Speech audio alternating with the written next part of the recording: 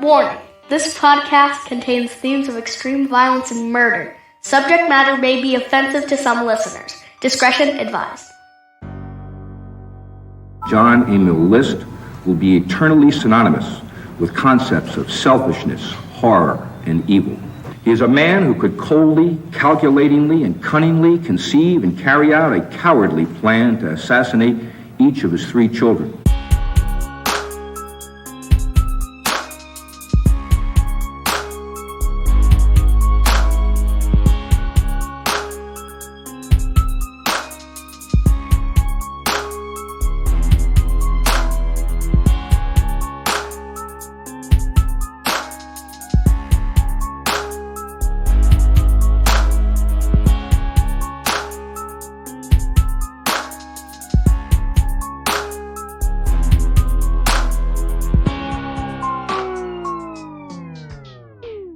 Welcome to another episode of Evil Transgression. I'm Josh, and with me as always, Dustin and Rex. Hey, what's up? Hey, what's going on? Hey, what's going on? You know.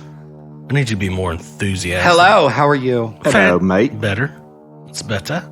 Better. That's a bit better. Better. We're going to talk about murder. Murder. It's a bit better. So, today we got a pretty good story. Oh, yeah? It's a... What you keep saying. yeah. We'll see. We'll judge. Well, I mean, have I let you down yet? A couple times. I don't know. On the show. Have I let you down on the show? No, I don't think so. Yeah. I usually bring the heat. Yeah, you do. The heat. Getting Bring the hot. fire. Yeah, that Bring fire. the fire. So, we're getting closer to being in our studio, too. That's true. It's pretty fun. Mm-hmm. It's pretty fun. It's also fun that Rex promised us that we're going to have, like, hors d'oeuvres before we record. French Yeah. hors d'oeuvres. And you said something about Stacy cooking us dinner every time we're over there recording. Oh, yeah, maybe. Take that, Stacy. Yeah. Be eating apple pie and talking about crime. Then we're going to change the name to that.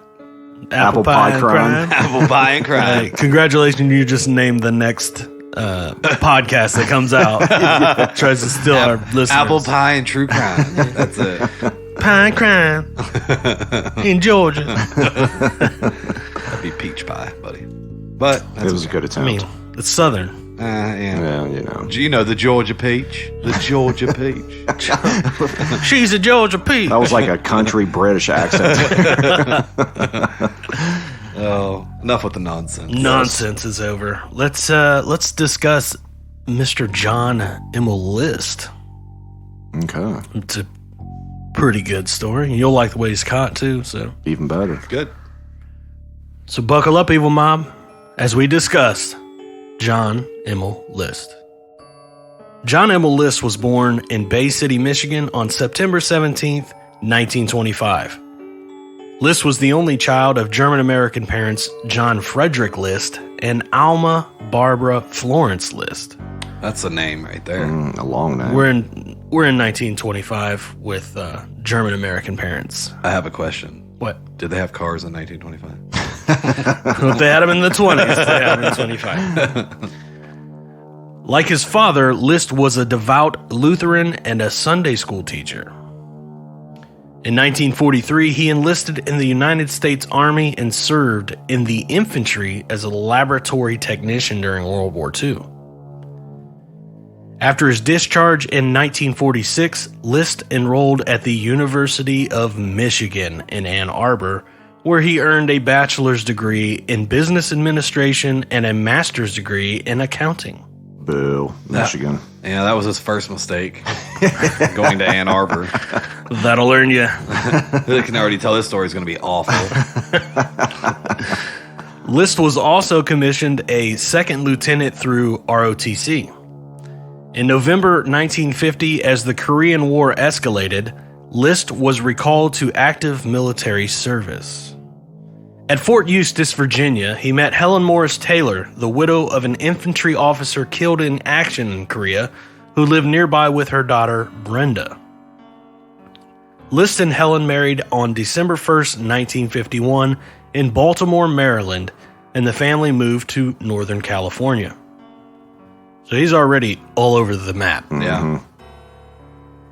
The Army, realizing List's accounting skills, reassigned him to the Finance Corps.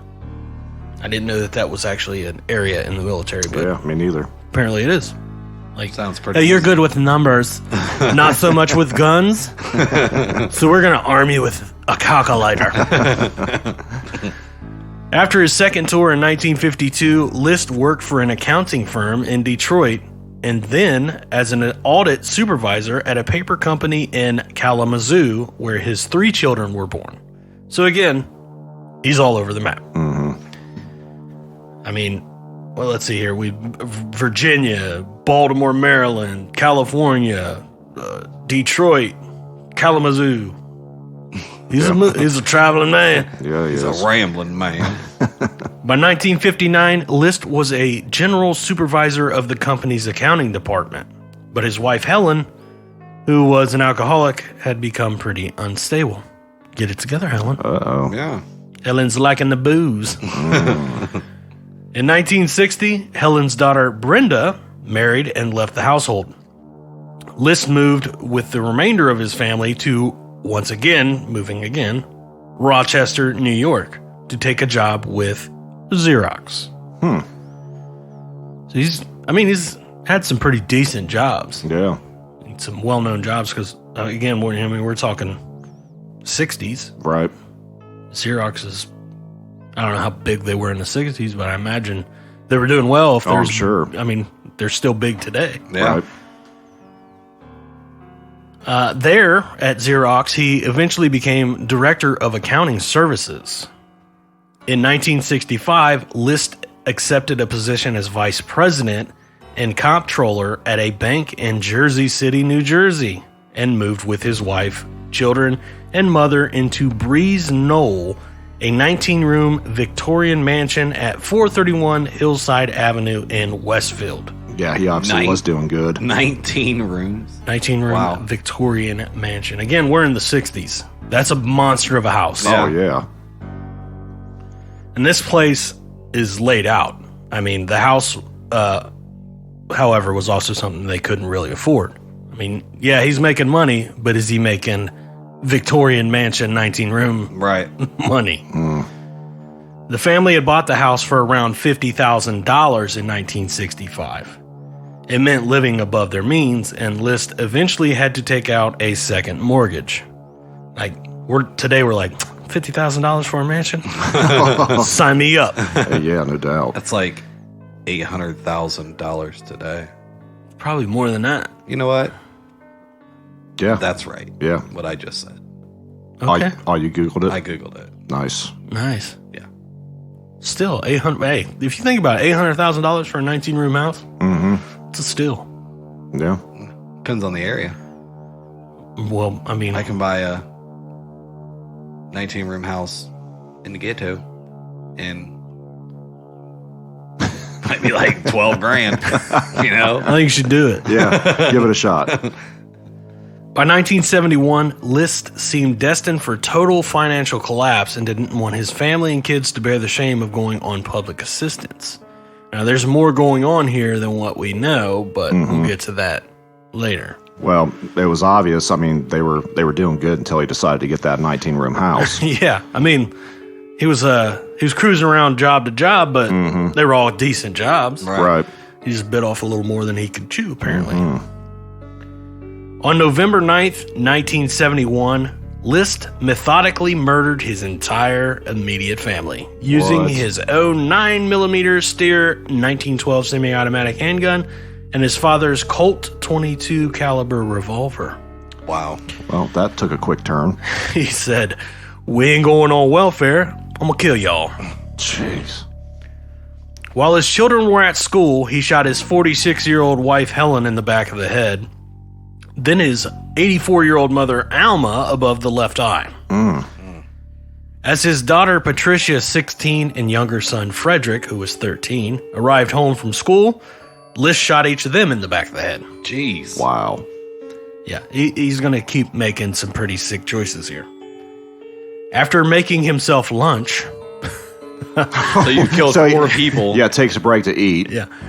List drove to his bank to close both his and his mother's bank accounts, and then to Westfield High School to watch his elder son, John Jr., who was 15, play in a soccer game.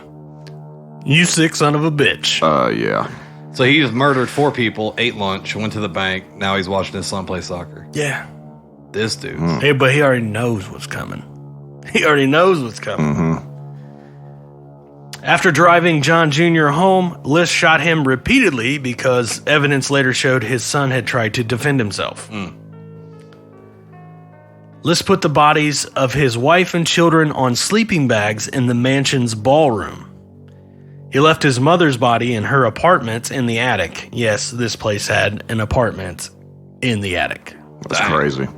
Big house. In a 5-page letter to his pastor, found on the desk in his study, List wrote that he saw too much evil in the world and he killed his family to save their souls. It's a little crazy. So, I mean, pick your poison here, John List. Did you kill him because you didn't want to go on government assistance, or because you was like, there's evil in the world, I'm going to show you how? He's trying to come up with a defense, make himself seem crazy so he don't get in trouble. Well, he cleans up the crime scene and goes around and cuts his face out of every family photograph in the house. Turned a radio to a religious station, and then left Noel Bree's mansion for the last time. Yeah, that's not suspect of who did it. Right. Like, Oh, I mean, he's left. He left a confession basically on his desk, but this is going to be catch me if you can. The murders were not discovered immediately because of the family's reclusiveness and refusal to socialize, and also because List had sent notes to the children's schools and part-time jobs stating that the children would be visiting their maternal grandmother in North Carolina for a few weeks due to illness. dude, he playing this shit out. Oh, yeah. Good. Yeah, he did. Yeah. Now, the thing is, Helen's mother was actually sick at the time and had canceled a visit to come in and see them because of it. And had she made the trip, List later said he would have made her his 6th victim. Dang. Talk about literally dodging a bullet. Uh-huh. List also stopped milk, mail, and newspaper deliveries to the house. So he is straight up covering his tracks. Neighbors noticed that all the mansion's rooms were lit up day and night. After the light bulbs began burning out in the rooms, they called the police. Investigators made an outside search of Breeze Knoll but found nothing at first, and the local residents believe that the List family had probably decided to go on an extended vacation. Finally, on the night of December 7th, police were again called to the house, where they found Patricia List's drama coach standing near the front door and yelling out her name. Patricia was the daughter. The drama coach convinced the officers to enter through an unlocked window leading to the basement. They found the murder victims in the ballroom. And eventually, I assume, the mother in the attic.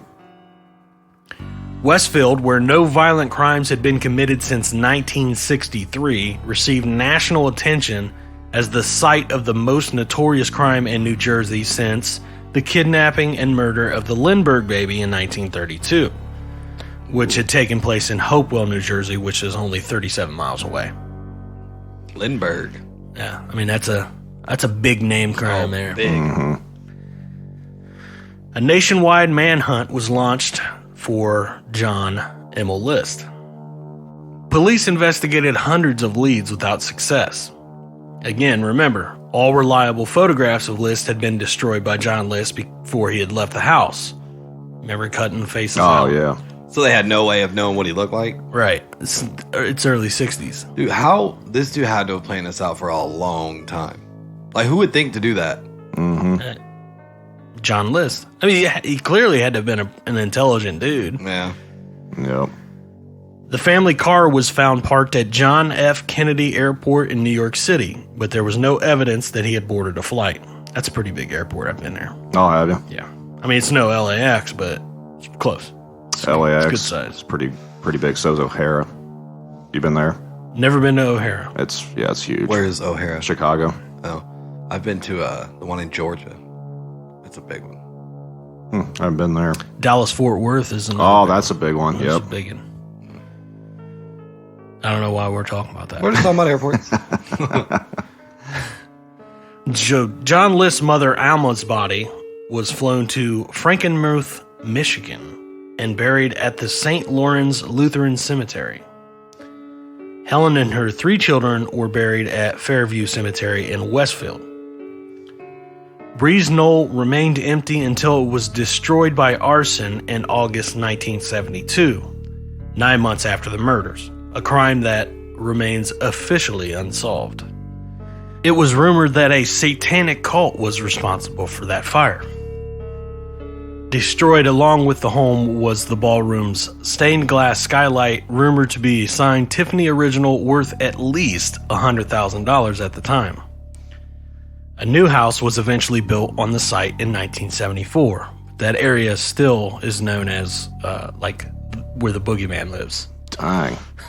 I mean, it's like that's the List house. Even though it's no longer the same house, it's still that's the List house. So where is John List? In 1971, as the FBI later discovered, List had traveled by train from New Jersey to Michigan and then Colorado. Once again, John List is on the move. He settled in Denver in early 1972 and took an accounting job as Robert Peter Clark, but he went by Bob. The name was actually one of his college classmates, although the real Bob Clark admitted that he had never known John List. So he stole some dude's identity that he went to school with. It's like, hey, I know this dude named Bob. That's me now. From 1979 to 1986, he was the controller at paperbox manufacturer outside of Denver. John List joined a Lutheran congregation and ran a carpool for shut-in church members. So this guy's like pretending to be like the all-American guy again. Like, I'm gonna take the shut-ins to church on Sunday. Until he buys too much of a house that he can afford. Right. At one religious gathering, he met Army PX clerk named Dolores Miller and married her in 1985. I mean, what can go wrong? You killed your first family. Let's go ahead and start a new one. Yeah. Round 2. In February 1988, the couple moved to Virginia, where List, still using the name Bob Clark, resumed work as an accountant. In May of 1989, the 18-year-old crime was covered on the Fox television program America's Most Wanted during its first year on the air. Great show. It was. Can I just say this guy's pretty ballsy? Like, he's stayed on the East Coast. Yeah. Like, he hasn't left the East Coast. Yeah. This is where it's going to take a turn for the worse for old John List, though. Does he start getting sloppy? Well, it was just covered on America's Most Wanted, Right. which they're the real deal. I mean, you think in 89, which was when this was aired, that was like the hot show. Like, Oh, yeah. we'll watch America's Most Wanted. Hey, when you guys were, well, Dustin, you might not have been born yet, but you remember hearing that back in the 80s, early 90s? Like that theme song used to freak me out as a kid. that one, and Unsolved Mysteries. Yep. Oh, yeah. My TV about to turn off on its own. The segment on America's Most Wanted featured an age-progressed clay bust sculpted by forensic artist Frank Bender, which turned out to bear a close resemblance to List's actual appearance. I mean, this dude takes clay, makes a bust of what they think John List would have looked like with age progression, and he paints it. I mean, he even goes as far as he buys a pair of eyeglasses and puts on this bust. I mean, and you can find pictures of it. It's legit. Like, Dang. like he literally reconstructed this dude off of what he imagined he looked like. Like, he had a scar on his neck from something that happened as a kid. He put that on the bus. Like, this is what it would look like age progressed from 18 years ago. That's pretty good. Wow. But he did some pretty awesome work, so kudos to Frank Bender. On June 1st, less than 2 weeks after the show was broadcast, List was arrested at a Richmond accounting firm after a Denver neighbor recognized the description and alerted authorities. List continued to stand by his alias for several months, even after extradition to Union County, New Jersey in late 1989. So he's still sticking to his guns like, Still Bob. my name is Bob. So finally faced with irrefutable evidence, including a fingerprint match with List's military records, and then with evidence found at the crime scene, he confessed his true identity on February 16th, 1990. At trial, List testified that his financial difficulties reached an all-time high in 1971 when he was laid off with the closure of the Jersey City Bank. That is the underlying condition that I was telling you about. That is why he was having the financial problems. He was laid off. Gotcha. But to keep the loss of his job away from his family, he spent each workday sitting at the Westfield train station reading newspapers until it was time to come home. Wow. This dude got dressed to Like go he to was work, going to work. that he didn't have, and sits at the train station and reads a newspaper for 8 freaking hours. Like, whoop, time to go. So I'm guessing no one else ever looks at the bank account. Evidently Apparently not. Well, he was the accountant, so Yeah. Right. So to keep it more of a secret, List stole money from his mother's bank accounts to avoid defaulting on his mortgage. So he was siphoning money out of mommy's. A court-appointed psychiatrist later testified that List suffered from obsessive-compulsive personality disorder and that he only saw 2 solutions to his problem. He could either accept welfare or kill his family and send them to heaven. I feel like there's other options there. Oh, Maybe yeah, find definitely. a new job, sell your house, you know. Yeah, there could be. Welfare was an unacceptable option, he believed, because it would expose him and his family to ridicule and violate his authoritarian father's teaching regarding the care and protection of family members. He felt that this was going to be bad for his case to get into heaven. Gotcha. Yeah, being on welfare is a bad idea because God's going to look down on me, and maybe I should just kill them all. Yeah, Right. Yeah. Gonna go to hell for being on welfare. On April 12th, 1990, List was convicted of 5 counts of first-degree murder. At his sentencing hearing, he denied direct responsibility for his actions, saying, "I feel that because of my mental state at the time, I was unaccountable for what happened. I ask all affected by this for their forgiveness, understanding, and prayer." Oh, give me a break. You guys have to understand. We couldn't afford the cable bill. They probably didn't have cable, but Yeah, probably not back then, no. that's just what came to my mind. Yeah. I had to kill them all because Jimmy's soccer was costing us too much money. The judge didn't buy it, I wonder why, saying, I quote, "John Emma List is without remorse and without honor. After 18 years, 5 months, and 22 days, it is now time for the voices of Helen, Alma, Patricia, Frederick, and John F. List to rise from the grave." He sentenced List to 5 terms of life, which had to be served consecutively, the maximum penalty at the time. Should have got the death penalty. Probably Yes. should have. Again, it's the 90s now, but it was a crime that happened in the 60s. So. Right. List filed an appeal of his conviction on grounds that his judgment had been impaired by post-traumatic stress disorder due to his military service. Oh, here comes the bullshit excuses. After excuse. Now you're reaching, John. Uh-huh. He also argued that the letter that he left for his pastor, you remember that 5-page letter? Yep.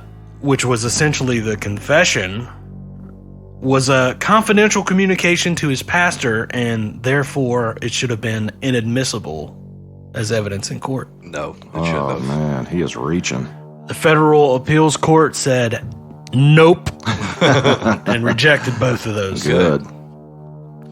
List eventually expressed a little bit of remorse for his crime, saying, "I wish I had never done what I did. I've regretted my action and prayed for forgiveness ever since." There's a difference between remorse and regret. Mm-hmm. Yeah, He regrets that he got caught. exactly. It's not Yep. remorseful.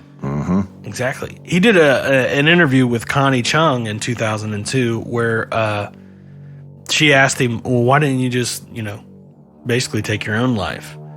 And his excuse was that suicide would have barred him from heaven. But killing five But yeah, people but doesn't. murder and yeah. Well, he wanted to go to heaven because he believed that's where he was going to be reunited with his family. Oh, wow. Yeah, he's not. List died of complications from pneumonia at age 82 on March 21st, 2008, while in prison custody at St. Francis Medical Center in Trenton, New Jersey. Oh, so sad. Yes. But when this happens, the New Jersey Star-Ledger, a newspaper in New Jersey, they put out a story where they referred to him as the Boogeyman of Westfield, and that legit still is the name that they throw around as of today. Like, Dang. that is what he left behind, is a legacy. The Boogeyman of Westfield. Boogeyman. Boogeyman. It's a crappy situation, but that's a cool nickname. It is. But that, ladies and gentlemen, is the sick and twisted, demented story of John Emil List. It was a good one. It was. It was pretty. It kept me pretty engaged. He They did. got that dude though. 18 years. Hey, but it was again, for some reason I'm fascinated by forensics, and that's another one that basically got him. Oh, yeah. Yeah. And they created the bust of him, how he would look 18 years later after committing the crime. And That dude's pretty good. Yeah. Oh, yeah. yeah, I mean you gotta see the pictures of it. You're like, it's weird that he basically made this sculpture and was like, well, he probably, he's got wrinkles here now, and his jowls are sagging a little bit with old age. It's pretty cool. Pretty cool, but that's what got him. Good stuff. Old Bender. Bender got him with the old clay reproduction face. Good deal. But that's all I got for you today. Awesome. Good. So good. Yep. Got anything else? Just that if you're listening to this and you have not subscribed to our Facebook page, we hate you. We're waiting on you. I'm just kidding, we don't hate you, but we would really love you a lot more if you would go to our Facebook page and like and follow so you can stay up to date on all the cool, fun, exciting news of Evil Transgression, including when we're going to do our next Live. episode. That's what I was going to say. Coming soon. It's on its way. It is. Yas. She's on her way. That's fun, though. It's a good time, and I think it's going to be even funner if we can get more people Oh, yeah. More interactions. to hop on and We'll have more next week or next month. yeah. Yeah. We'll have more. But I mean, again, and we talked about it before. Come on, hang out with us for a little bit. We'll tell you a story. We'll do a case, and then we have quite a bit of fun just interacting with everybody. People making fun of Dustin's always good, too. Yeah. Yeah. And then, I mean, think about it. They missed those that didn't show up the last time missed a crucial detail that we were played during a penis surgery. Yeah. We were. Yes, we were. We were. Yeah. They have no idea what we just said. But that's your fault, not ours. And we won't tell them. Maybe we'll talk about it on the next live. Yeah. Maybe. You could hear all about Whole story. our penis surgery episode. That's all I got. What do you got? I got, you can rate us, review us on Apple Podcasts, Stitcher, Podbean, Castbox. Help us move up. The usual, email us if you have any ideas. Yeah. eviltransgression@gmail.com. Yep. And the Facebook is www.facebook.com/eviltransgression. Mm-hmm. That's if you needed the website, if you're just like not as computer savvy to just click search and put Evil Transgression Right. in. But And you can tweet us at Evil T Podcast. yeah. Mm-hmm. So we're on everything. We're everywhere you look. That we are. Boogeyman. We're the Boogeyman of podcasting. That's all I got. Yep. You guys Me got too. it? I'm Everybody's clear as conscience. Done. Conscience is clear. I'm out of here. Amen. Bow your heads in prayers, gentlemen. So, without further ado, thanks for listening, Evil Mom. Until next time, good. See ya. See ya. peace.